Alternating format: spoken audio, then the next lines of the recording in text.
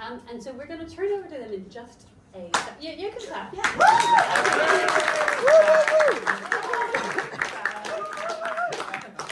Never enough. It's just like the aura of this one emanates. Okay.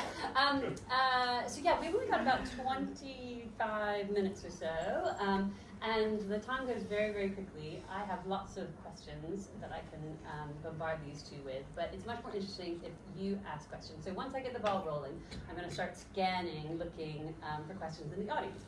All I ask, please don't just shout them out. I do ask that you raise your hand first. And just to make sure you can raise your hand, we're going to ask the audience some questions. Okay. So first of all, audience, who is on social media? Anyone on social media? Wonderful, good. You guys can raise your hand. Oh yeah. You're actually Smart. not, are you? Smart person, yeah. Smart person. Okay, well, if you are on social media, please do turn your phones on, keep them on silent. Please do post about the show. It really helps with word of mouth. If you are on Instagram, which is, I think, a good one for Joe, it's this is Joe's handle, and obviously tag Joe, tag the theatre. If you want to tag me, particularly in stories, that's great. I'm a little bit better on the platform previously known as Twitter, but I don't like to promote it anymore. But if you are on there, you can tag me on that too. Okay. And I should make a joke about that. What's the line? It's what's the line from the play about Instagram? I can't read my writing. It's weird, isn't it? Yeah, it's weird. Yeah. Okay. Instagram, yeah, it's weird, isn't it? Yeah, it's weird, isn't it? Yeah. It's weird. Yeah. Anyone from Milton Keynes? Okay. Yes, there actually are people from Milton Keynes. A couple of people from Bedford as well. Okay. Home counties. Okay. Anyone never been stood up in their lives? No. Who's feeling happy? Momentary pause, everybody. I heard that. The people from Milton Keynes didn't raise their hand. Okay, and who knows they've already got a question they want to ask? Okay, feeling shy. Please start thinking of questions, because otherwise it's going to be as interesting. But it will be quite interesting. I introduced Joe. Can I call you Joe? Yeah. And Piers. So let's, first of all, before we get into the meat of Get Happy, Joe, this production is it's headlining a festival here at the Omnibus Theatre, 96 Festival. Yes, it is. So tell us just a little bit, what is 96 Festival and how do you feel about headlining it?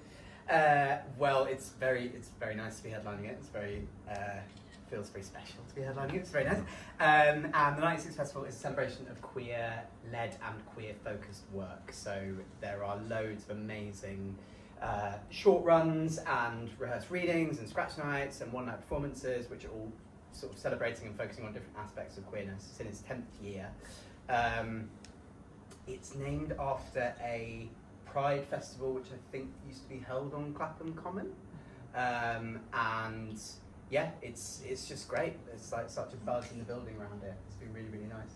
It's great, isn't it? That, we were talking about Edinburgh and theatre recommendations, but having part of a festival with something bigger just makes it feel more special and definitely. motivating. So definitely. Great. So those of you who were looking for theatre recommendations, we've got lots, so please do check out details of 96 Festival here. Okay, now let's rewind before this month, 96 Festival. Get Happy, you were writing as part of Soho Writers Lab, and then it had a run 2 years ago at Pleasance Theatre before coming here. Yeah. So, and in the, I can't find it, no, I think about it, in the programs stroke resource pack, which is available at the reception, you have a great note about how you first came to write it, and it is quite a personal aspect of the story. Tell us about that. What was the inspiration? Yeah, I mean, I was basically just really depressed. I had this summer where I just left drama school. I trained as an actor, and then left drama school and didn't know what the fuck I was doing. And and I had this kind of drifting around, going from temp job to temp job. And then I had this summer where 5 of my friends got engaged and then subsequently got married, and I was just hammering through weddings endlessly and kind of going from wedding to wedding and sort of, it was beautiful, really celebrating one of my friends getting married, and that was a really amazing thing. But also at the same time, I was like, kind of not at the same time, I was like, fucking shit. Because I didn't know, like, all of these people getting married, I was like 27. I was like, what? How the hell have you got to this point? At this point, like, I feel so unformed as a person, and I think like, when you grow up gay, like you kind of get to the point where you're like, oh, okay, I'm like ready to start dating now, and then everyone's getting married in your life, and you're like, what? How on earth have you got to that point? And I'm just like starting to like dip my toe into serious relationships. So it kind of came from that. My mum's still alive, and she's really unhappy that I killed her off in her bed. She's really like, my parents are still together, and my dad lives with me. Why did you want to send him to Dubai then? Oh, it's just one of those like naughty things, isn't it? But he's like not angry about that in the picture. Like, you should be angry about it, yeah. But because it's kind of worse than her. Yeah, Dubai or dead. Yeah, exactly. That's the sequel, yeah. I mean, just sort of pouring. That's okay. I apologize. Yeah. But yeah, it kind of just came out of that, and then I did the Soho Writers Lab, which is really brilliant, like focus for all of those ideas, and it kind of forced me into writing something, and redrafting it and making it like an actual play instead of just sort of like a splurge of thoughts. But yeah, it just kind of came out of that really. Okay. That feeling. That's a great endorsement for Soho Writers Lab too. So Yeah. They're really good. So then, when did you get Piers involved? So you came out of Soho Writers Lab, you had something, you needed a director. Yes, I turned to Piers and I said, Piers, will you direct the show? Yeah, so it's always a funny thing because me and Joe know each other for ages. When like Joe 15 years we've known each other. Yeah.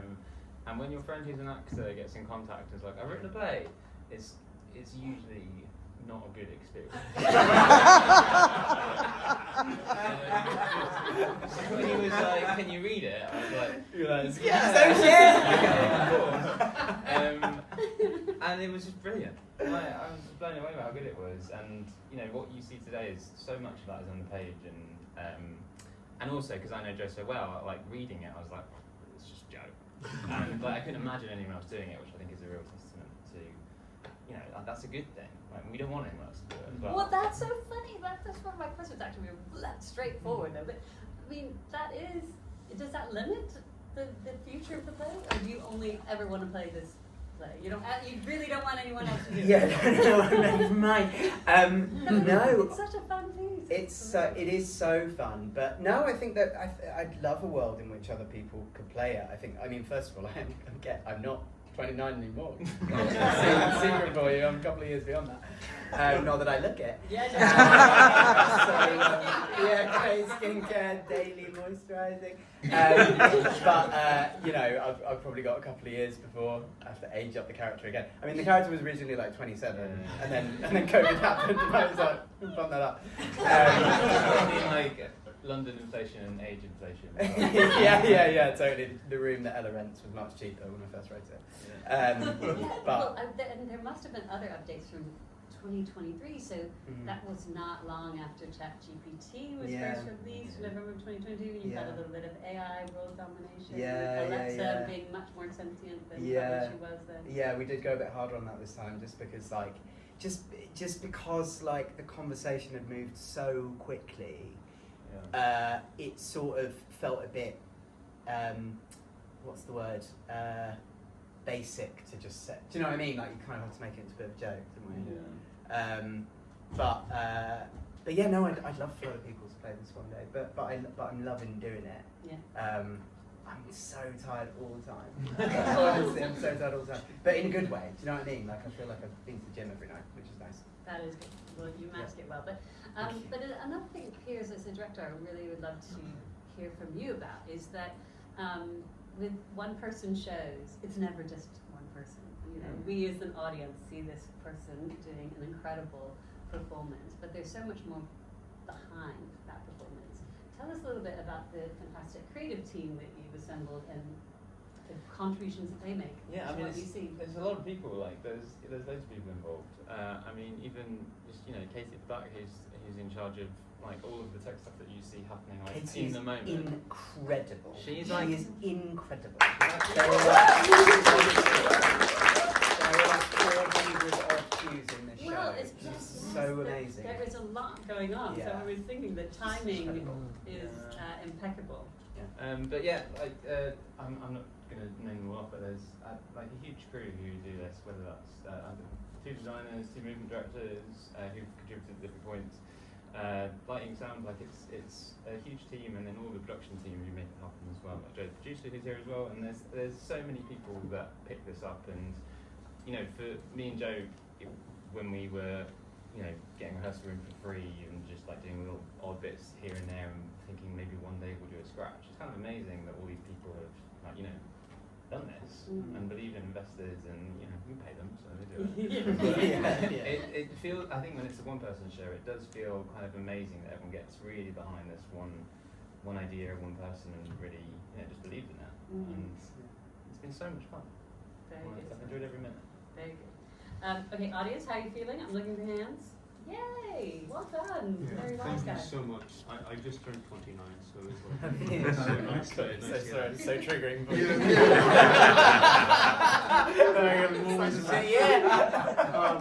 No, I think what was nice about it is I think so audience perception of how I take away from it. And what I love about this piece is there's so many different aspects that you can take away from it. I'm just curious about what do you take away from, like, what overall is it about? Yeah, sure. Because it was a quote from Brecht actually that came up for me. That was, it's hard to be a good person in a really bad world. Right. Yeah. And that's what I kind of grasped from it, Yeah. amongst other things as well. But I was sure. curious about what you were thinking. That's a really interesting point. I mean, I think like it's really interesting because I hope it's interesting what I'm about to say. But I sort of wrote this as like, I'm going to do this as like an exploration of what it is to be happy as a queer person, and that still remains the kind of bannerhead thing for me, which I think is really like potent, and I feel so moved and gratified when other queer people kind of sort of voice that to me. I think it's such a beautiful, meaningful experience. But it's not just that. Like, I think it is just generally about what makes us happy. And what I think it is for this run, for me, is what it means to say goodbye to your kind of childhood and be an adult. And I think that's something that everybody experiences, but I think particularly queer people kind of have like a thing of like, I have to sort of grow up and be a real person now, and that's really scary. So why is that different for a queer person? Because I still don't feel like a grown up. I think totally. I do think everybody feels like that. I think maybe I'm just saying that because I'm a queer person, like, and I love my mum.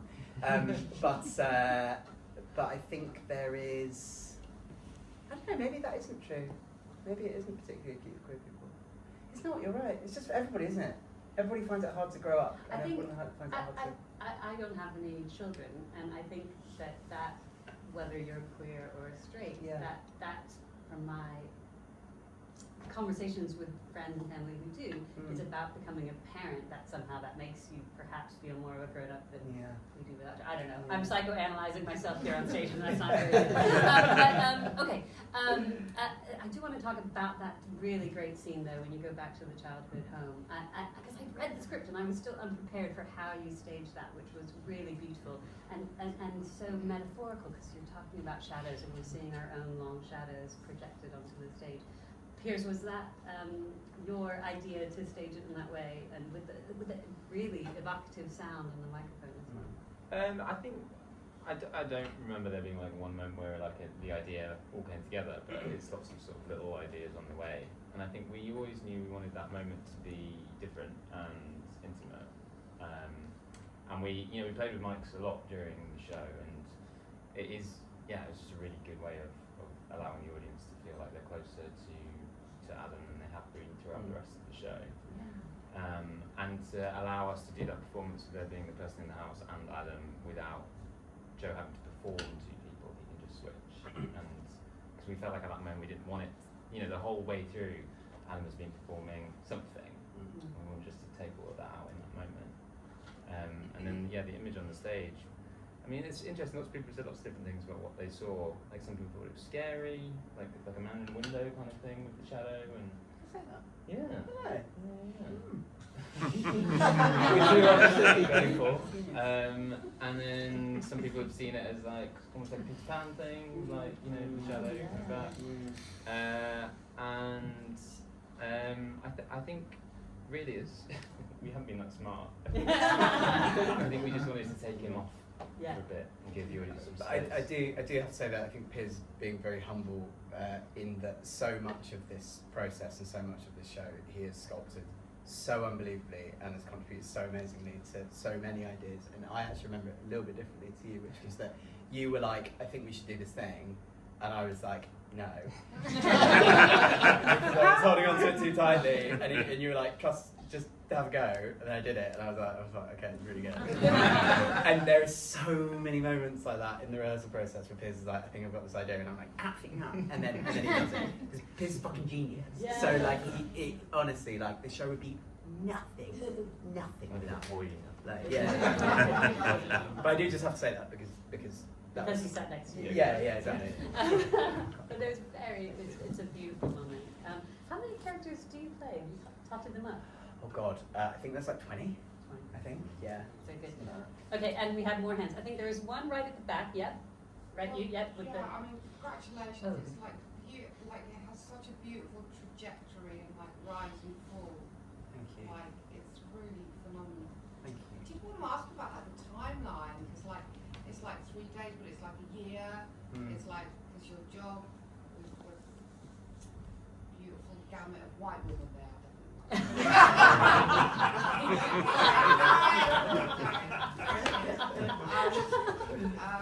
love that because that seemed like a 3-day process or something. Because it was like you've only been here for this amount, but then the whole bit towards the end seemed like an intervention from all your friends that were like it's been a year. So I love the like time trajectory that was in and out and like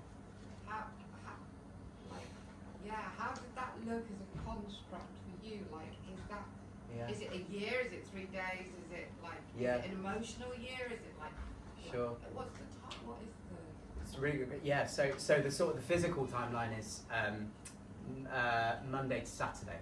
So it starts on a Monday, ends on a Saturday, like Saturday morning. But there's kind of like I think an intentional kind of like fucking with that a little bit, just in terms of tone, like in terms of making it bigger and this, that, and the other. And I think like it's memory, right? So Yeah. you're flashing in and out of lots of But different Exactly. And the years, Exactly. it's the anniversary of the death of your mother. Yes. The anniversary. Yeah. So the Yeah. 1 year is specifically about the Yeah. anniversary of the Yeah, mother's yeah. death. And just to Yeah. add on that, because like I was like, this is about grief, right? Because like the loss of your mother and like put that on quite early, and then to know that your mother is not dead. So then, and then when it was really apparent that it was mental health. So then the grief was like the grief of like a lost life or a life that you've had or a life that you might have had, like, or a life that you won. Yeah. I just really love that. Also that like hyper, like everything's okay, but like the subtext of grief that just comes through. Honestly, I'm just like blown away. Well, it's So what we that's do. not really a question. That was just me. No. It's about I love it. I'll come back to you. I'm afraid. Yeah. We'll chat about Afterwards. yeah. Do you want to pick up on the mental health or the grief or? Yeah, I mean, I think it is just, I don't know. It's really interesting because I didn't write it from a place of grief. Like, nobody in my life had died, and I wasn't kind of transposing it onto that. But I think, like, again, it is just that thing of, like, saying goodbye, right? Like, saying goodbye to your 20s, saying goodbye to the person that you thought you might be, and your dreams and how they may not have worked out. And I think there was a draft where, I can't remember if it's ever reached you, but there was a draft where Adam went, like, really hard on, like, what he wanted to be. And I kind of ended up getting rid of that. Did you read that? Did you read that draft? I don't think so. No, I think it didn't. I got that out because I think that is that whole thing of your 20s, isn't it? It's like gradually realizing, like, oh my god, my life is amazing, my life is amazing, my life is amazing. Fuck, actually. Every So decade. shit. Yeah. Right? Yeah. 30's next. Yeah. 52, it's every decade. Really? I think you two definitely need to get a drink together. We'll get a drink But after. I will say again, in this in the wonderful resource pack, it is something that you very much acknowledge as a company and production about the mental health issues, and particularly within the queer community. You've worked with a lot of organisations that talk and have some wonderful data from Stonewall and others about the mental health challenges for the LGBTQIA+ community in particular. And there are also some resources for support. So check that out. I think that was a really perceptive observation. And just behind you, there was another hand, and then we'll come to this side of the room. Sorry, it's one comment and one question. Yeah. First of all, I got married at 25 and divorced at 30. Yeah. So I really want to tell Adam he's missing out absolutely nothing. Oh my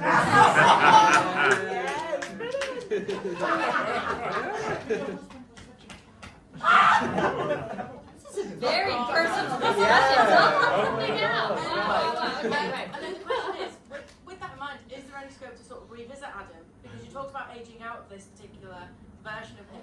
Is there scope to revisit him maybe in a few years when he's maybe reassessing what his happiness means? I mentioned the sequel. I'm in my 40s now. Every decade is like that. So. I thought I was through it. No, that's thank you. That thank you. No joke. It's I don't know. I think like it would be really interesting to see what he's kind of up to now. I think it's. But then I Didn't work with Sex in the City. well, you don't want to do it, and just like that, we want to get rid of Samantha, and Adam kind of is the Samantha, I think if there's a TV exec in the room who wants to chat. I've got so many ideas. Great as a TV program. Yeah, definitely. Okay, over here. I thought it was so good. I thought it was just so good, full stop. But also, when you were talking about that thing of, I can't speak personally from the perspective of being a gay man. I'm a deeply single straight woman. But what I really liked about the show is how it sort of showed the identities we force on each other. Like I really liked the doctor he was on a date with, who was like, I'm tired of being the fun, drunk gay that's like the life and soul of the party. And speaking from the community of the Felicities and the Clementines. I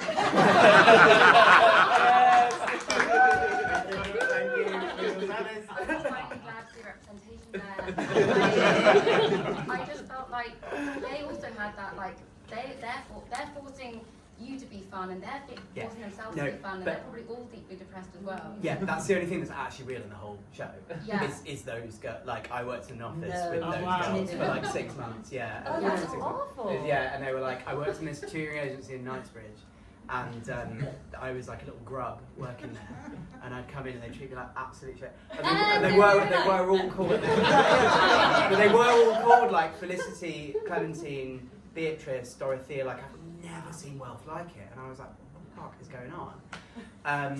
But they would like love that I would be going on dates with guys. They'd be like, oh my god, like who is? Let me show me your picture. Do you know what I mean? Like there's like Oh, real I know sort what of you mean. But I just feel like so much of it was about getting to the point where you're that doctor who is just saying, I don't want to get drunk every night. I'm relaxed. And then the way that Adam ends up just being honest, and then so you sort of I took away from it of just how much we force onto each other. Yeah. Like how are you? You have to say you're good. Yeah. And it's very hard to be that doctor and just be like, Exactly what it is. yeah, I'm fine. I've got work tomorrow. It's neither good nor bad. Yeah. Totally. And I could see the girls really trying to do that as well. So I'm sort of trying to defend them in a way. Yeah. What's your name? Felicity. Okay.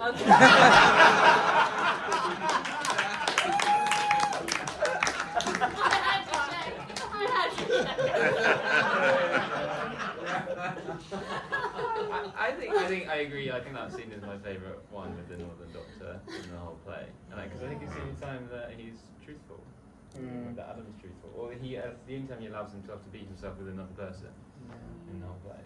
Yeah. And that's because it's someone who allows him to be without like putting him on. I know it's really hard to follow Felicity, but I think we've got time for one more. But that was awesome. And I love the idea that you're deeply single. Oh, very. Okay. Is there just one more audience question before we? I finish up? wanted to Georgina? ask. I'm a keen gardener. Firstly, thank you. That was absolutely brilliant. I'm a really keen gardener. I want to know all about the hanging basket. Oh my god. Katie, where did we get that hanging basket? It's being cute. It's being cute, yeah. Yeah. Too well now, is it? It's not doing too well. No, I can But see but that. it's so nice because it's the only bit of greenery in the play. It's the only natural thing in the whole play, you know. It's lovely, and I did love the way that it was stolen. I thought that was quite fantastic and given to the right place. Right, yeah. It's really beautiful to It hold. is. It makes me feel very grounded. And you are actually from Milton Keynes, and on your Twitter profile, that's your banner. It is, yes. It is. Why? So is that an important part of your identity as well, Milton Keynes? Big time. Big time, yeah. It's really... Like I say, there's a woman back there called Miss Wally who 40 used... years happily married. Yeah. Who works in the costume department of our school, Royal Latin School, and costumed like 120 kids every year. Okay. And she's come tonight from Milton Keynes to come and see the show. I didn't know your mother was dead. I was in salty tears behind you. Oh really? Well, I'll tell her to text you. Milton Keynes is such an important part of my identity, and the reason that it is because I think there are so many of those towns around the UK that are kind of derided and like seen as really silly or like a joke. And Milton Keynes is a national joke. It is a very funny place, but it's so wonderful. Like there are so many amazing people who live there. There are so many communities of different people who live there. It's such a wonderful place. Yeah. And I think that like it's so easy to leave your hometown and come to London and be like, fuck Milton Keynes. But like that's my home. Do you know what I mean? Like it may be like concrete cows and chrome buildings and like really weird, but it is home. Yeah. And I think that there's so much like locality when it comes, especially to theatre and TV, on London. I think it's so boring. Like regional stories are not being told in the way that they should be told, and I fully put my hat behind that. I think it's such a blind spot. Like people, you know what I mean? Like people, and it's like we have like London, Scotland, Ireland. That's it. I just think it's so silly. So are you going to take this show to Milton Keynes? I've tried. They don't want me. Oh. I know, what the fuck? 1, 2, 3, like, come on! Or the carpet! Yeah, the carpet! We just roll it down the M5. There's a very tall man. But just before I say, I was just going to say, I have South African relatives who moved here during the pandemic, and they were just so desperate to move out of London as quickly as possible to go to Milton Keynes. Really? Yeah, no, because they said in South Africa, all their South African friends wanted to go to Milton Keynes. Oh my god. Yeah, so they, What are they called? I'll put you in touch with them. Yes. In the back. So on the subject of dividing towns, is that where you decided to name check Wakefield? Yes, I did. Yeah, but again, Wakefield, you know, like it's such an it's a beautiful place. My mum's from Burnley. My dad's from like Great Dunmow in Essex. Like it's like all of these places that we sort of like first perceive as jokes in things. We then see that like Milton Keynes always gets a massive laugh in the show, and then you go there and it's really mean. Do you know what I mean? Like Wakefield gets a laugh, but then you realise that the guy is fucking sound. And so it's that kind of thing where it's like, I don't know. Anyway, it really just gets my goat, the way that we just, you know what I mean? We need to start petitioning Milton Keynes Theatre. Absolutely. Okay. Get All right. that main stage. So last question I'm going to have, and that is, you know, I was going to say, are there self-help books that you've actually read that were helpful? But more importantly, I always think happiness. I was like, you know, we have ideas. What's the secret to happiness? What's the big plan? But I often think happiness is sort of an accumulation of little happinesses, and I try to, when I'm feeling down, I think of like, what are the little things that make me happy? Like when my dog goes up and plays with a kid or something. So what are like little things that you notice in the day-to-day that make you happy? What made you happy today or this week? I mean, 5-star reviews make you happy. 5-star reviews made me very happy. Yeah. My partner made me breakfast today. Ah, So yeah. yeah. So nice. That's so nice. And she like left the house already. It wasn't even like she wanted the applause. Because I applaud her when she makes me breakfast. So yeah, it was just there when I woke up. That is lovely. So nice. So what's made you happy? I went for a walk in the woods earlier, which was really nice. I live in Chislehurst, which is a fucking nightmare to get to. But once you get there, it's gorgeous. And there's a little wooded area, and I walked, and I saw there are these ducks that have just been born, and they're about 2 months old. And obviously, putting on a show is so fucking stressful. And every day I've gone and seen the ducks, and they've made me so happy. And it's just a little moment of like calm, and also makes you realise like it's just a show. Yeah. You know what I mean? Like, that's life. Well, So it's not sick. just a show, it's just a brilliant show. And it has made me happy. Talking to you has made me happy. You are a wonderful audience, made me very happy. Thank you so much. Audience, you now are the happy champions of Get Happy. So we need you to please go forth and tell everyone to come. They've only got 4 more performances. We've only got 4 more performances, Yeah. and we are closed this Saturday. And it would be please tell your friends. Please tell them to come. It's been such a special experience for us. Yes, so pick up we'd love to have flyers, people. come again, tell everyone, go on social media. And this is your biggest fan right now. You're going to go for a drink with this person. Oh my God. Nobody ever laughs at that, and we all loved it. A bit like, I really want her to go and get the.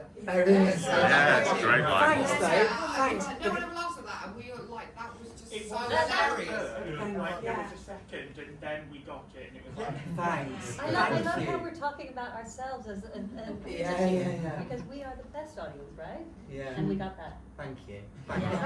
Thank you. Thank you.